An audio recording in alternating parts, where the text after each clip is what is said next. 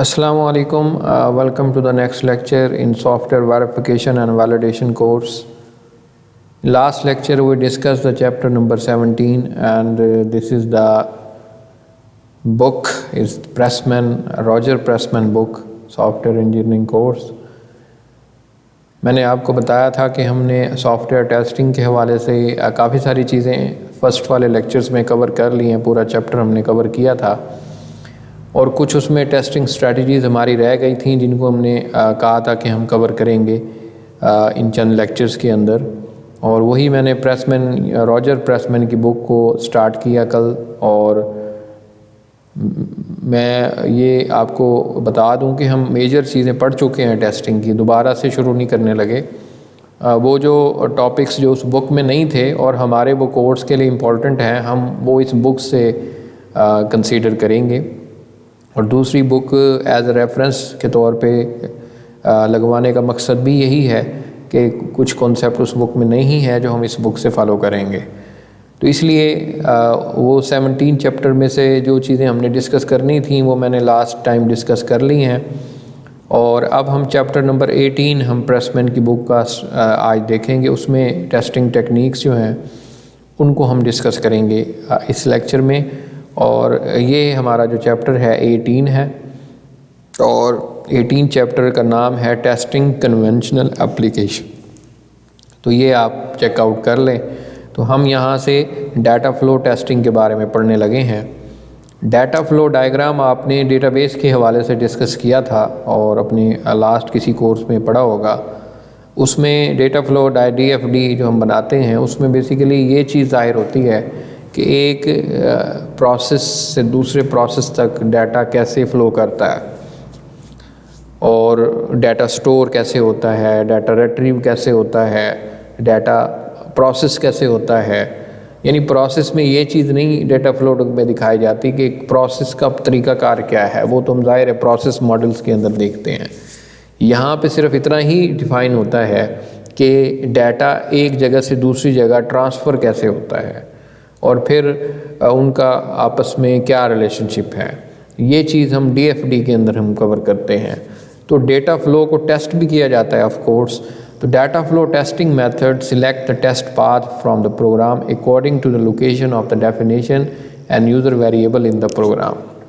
इस टेस्टिंग के अंदर ये किया जाएगा, हम एक पाथ को सेट यानी चूज़ करेंगे और उस पाथ के ऊपर डाटा सेंड करके देखेंगे कि जी data according to the definition according to the user requirement forward हो रहा है, कोई प्रॉब्लम तो नहीं हो रही। To illustrate the data flow testing approach, assume that each statement in the program is assigned the unique statement number and that each function does not modify its parameter or global variables। तो ऐसा हो सकता है कि आप जब ये इस अप्रोच के साथ काम करेंगे तो आपकी तमाम जो स्टेटमेंट हैं प्रोग्राम की उनको आपको एक यूनिक नंबर देना पड़ेगा ताकि कोई अगर यानी बाद औक़ात स्टेटमेंट मिलती जुलती होती हैं तो आप उसको नहीं जज कर पाएंगे। तो उसके लिए बेहतर हल यही है आप उनको यूनिक नंबर दें और उसमें जो ख़ास तौर पर ग्लोबल वेरिएबल्स हैं उनको हम मॉडिफाई नहीं करेंगे, क्योंकि अगर उनको मॉडिफाई कर देंगे तो ओवरऑल तमाम डाटा जाके चेंज होगा। क्योंकि ग्लोबल वेरिएबल हर फंक्शन के अंदर इस्तेमाल हो सकते हैं। अव्वल तो इस्तेमाल करने नहीं चाहिए ग्लोबल वेरिएबल। तो इसको हम आगे देख सकते हैं कि हमारे पास एक फंक्शन है या एक यहाँ पे def of s is equal to x such that the statement of s content of the x definition of x। तो ये हम इसको इस तरह भी लिख सकते हैं। तो खैर ये एक छोटी सी डेफिनेशन थी जो मैंने बता दी है। आगे चलते हैं और another testing is the loop testing. Loop testing के नाम से ज़ाहिर है कि हम प्रोग्रामिंग में ख़ास तौर पर 3 तरह के लूप्स यूज़ करते हैं, जिसमें while, do while, for loop. और ये बहुत ही इम्पॉर्टेंट लूप्स हैं, आप इनके बारे में पहले से जानते हैं। लूप एक इम्पॉर्टेंट लॉजिक होता है जिसमें एरर ऑफ चांसेस भी ज़्यादा हो सकते हैं, क्योंकि उसमें कंडीशंस, इंक्रीमेंट और डिक्रीमेंट, इनिशियलाइजेशन, ये ऐसी चीज़ें हैं कि आप इनको स्किप कर सकते हैं, आप इनको गलत ऐड कर सकते हैं, मैनिपुलेट कर सकते हैं, जिसकी वजह से ओवरऑल इफ़ेक्ट पड़ेगा आपके पूरे प्रोग्राम पे। तो लूप आर द कैटस्ट्रॉफिक या कैटरस्टॉन यानी vast majority of all algorithm implemented. अब द लूप एक लॉजिकल थिंकिंग है या लूप एक लॉजिकल बेस है, इसके बगैर कोई भी प्रोग्राम नहीं बन सकता, इतना तो आपको पता है। कोई भी एल्गोरिदम आप उठाएं उसमें लूप लाजमी होगा, बल्कि एक लूप नहीं होता, कई लूप्स होते हैं। तो इसलिए ये बहुत ही ज़्यादा क्रिटिकल एरिया बन जाता है। And we often to pay them the little head in conducting the software test and loop testing is the white box testing. अभी हम आगे इसी चैप्टर में वाइट बॉक्स और ब्लैक बॉक्स टेस्टिंग को देखेंगे।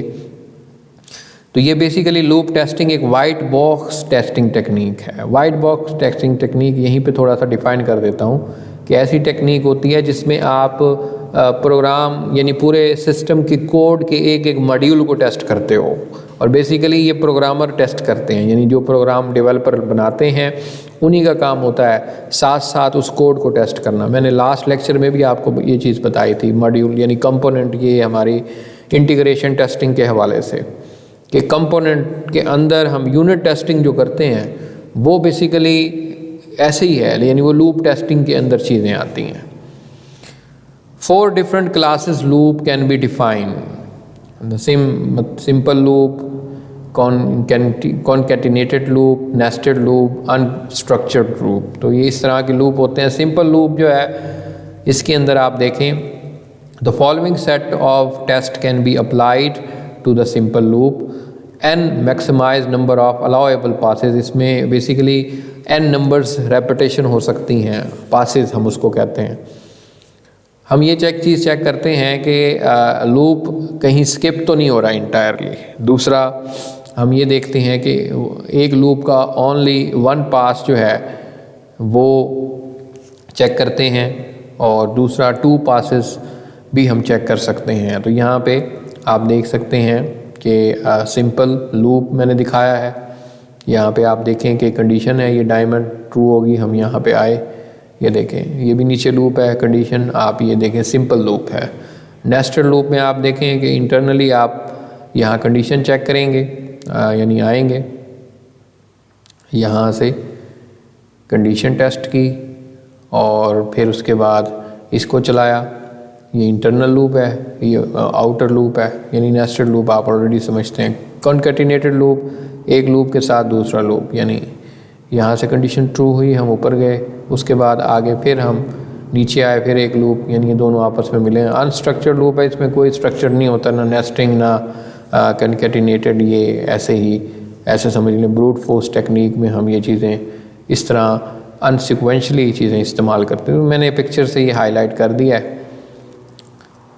बाकी 4th नंबर पे m पासेस हो सकते हैं, यानी n से छोटे हों, यानी 5 पासेस, 2 पासेस की बात की है मैंने, 4 पासेस हो सकते हैं। फ़र्ज़ करें ओवरऑल जो हमारा लूप चलेगा वो 10 टाइम्स चलेगा, तो ज़ाहिर है m जो है वो 9 तक हो सकता है।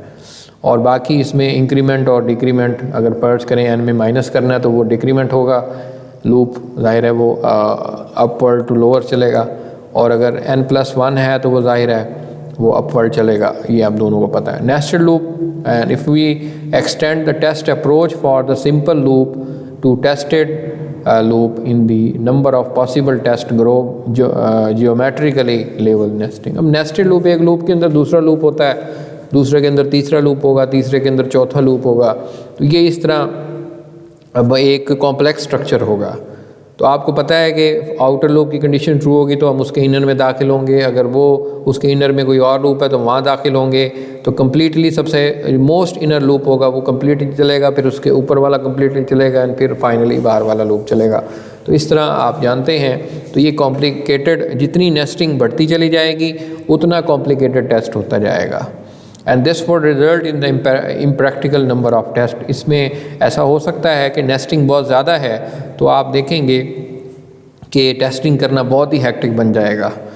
तो करते हम ये हैं कि सबसे जो इनर मोस्ट लूप होता है उसको सबसे पहले स्टार्ट करते हैं, उसमें हम तमाम जो मिनिमम वैल्यू है, मैक्सिमम वैल्यू है वो देते हैं। उसके बाद सिंपल टेस्ट हम करेंगे, यानी इनर टेस्ट, यानी सिंपल लूप बन गया ना। अगर आप inner loop, most inner loop में हैं तो सिर्फ उसी को ही देख रहे हैं तो मतलब वो एक सिंपल टेस्ट है। उसके बाद आप फिर वर्क आउटवर्ड यानी ऊपर, उससे ऊपर वाले लूप को चेक करेंगे। अब ऑफ कोर्स अगर वो फिर ट्रू हुआ तो फिर आप इनर में दाखिल होंगे, इनर फिर उतनी दफ़ा चलेगा। तो ये सिलसिला चलता ही रहेगा और काफ़ी अनटिल वो तमाम लूप जब तक टेस्ट नहीं हो जाते, ये स्टेप आप बार बार कंटिन्यू करते रहेंगे। उसके बाद कॉन्कैटिनेटेड लूप है।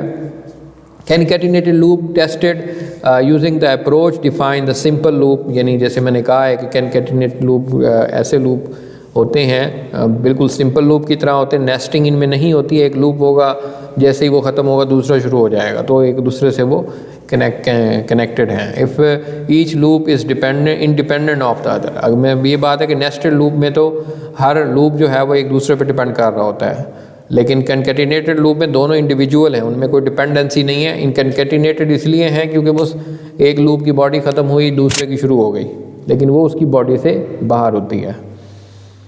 However, if the two loops are concatenated, the loop counter for the one is used to initial value of the loop 2. ऐसा हो सकता है कि अगर लूप 2 का जो काउंटर है वो लूप 1 के काउंटर पे डिपेंडेंट है तो तब जाहिर है फिर इंडिपेंडेंट तो ना रहे वो। इस तरह नहीं करना, बिल्कुल इंडिपेंडेंट होने चाहिए, उनको कॉन्कैटिनेटेड कहेंगे। अनस्ट्रक्चर्ड लूप जो है whenever possible then the class of loop should be redesigned and reflect to use the structure। मैंने जैसे कहा है कि अगर ब्रूट फोर्स टेक्निक आप यूज़ कर रहे हैं तो उसमें ऐसा हो सकता है कि वो लूप आपने ऐसे लगाए हों और उनको इस तरह टेस्ट किया हो कि बार बार आप मतलब लूप लगाए जा रहे हैं, कभी कहाँ लगा दिया कभी कहाँ लगा दिया, तो ज़ाहिर है उसमें फिर थोड़ी सी प्रॉब्लम होगी, टेस्ट करने में टाइम लगेगा and that is the complexity. क्योंकि अनस्ट्रक्चर्ड लूप के अंदर ज़ाहिर है उसके लॉजिक को समझने के लिए आपको काफ़ी टाइम लगेगा। तो ये सारी लूप टेस्टिंग थी और डाटा फ्लो टेस्टिंग थी जिसको हम आज के लेक्चर में डिस्कस करना चाहते थे। काफ़ी इंपॉर्टेंट टॉपिक है और आने वाले ये जो टेस्टिंग वाले चैप्टर हैं वो काफ़ी इंपॉर्टेंट हैं। हम फिर यहाँ से शिफ्ट करेंगे अपनी समरविल बुक के बारे में, आगे भी कुछ चैप्टर रहते हैं वो हम लास्ट में पढ़ेंगे। मैं इसलिए ये चाह रहा था कि जो हमारे इंपॉर्टेंट चैप्टर हैं इनको हम पहले कवर कर लें, बाद में हम जो अगर नहीं भी पढ़ेंगे तो वो वाला कोई इशू नहीं होगा। आपको पता है कि उसमें से ज़्यादा कंटेंट नहीं आएगा, ज़्यादा कंटेंट इस टेस्टिंग वाले कोर्सेज़ में से आएगा। तो खैर आज का लेक्चर मैं यहीं पे ख़त्म करना चाहूँगा। अगले लेक्चर में हम ब्लैक बॉक्स और वाइट बॉक्स टेस्टिंग पढ़ेंगे जो कि बहुत इंपॉर्टेंट टॉपिक्स हैं और आप पहले से पढ़ लें। और ऑलरेडी मैंने जैसे आपको बताया है इस बुक को आपके पास होगी, इसको ओपन करके ख़ुद से भी पढ़ें ताकि क्लैरिटी हो सके, लर्निंग हो सके, आप अच्छे तरीके से इसको समझ सकें। तो आज के लेक्चर से मैं इजाज़त चाहता हूँ। खुदा हाफ़िज़।